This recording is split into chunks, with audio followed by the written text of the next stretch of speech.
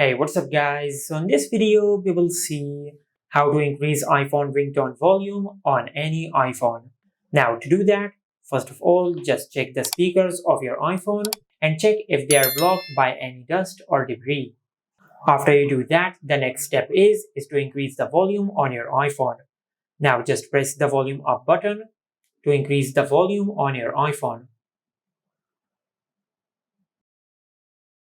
Just like that. Or you can swipe down from the top right of the screen.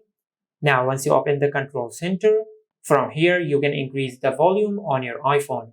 Also in the control center, just tap and hold on focus, and from here if do not disturb mode or any other focus mode is enabled on your iPhone, just tap on it and turn it off. Now after you do that, the next step is to open settings.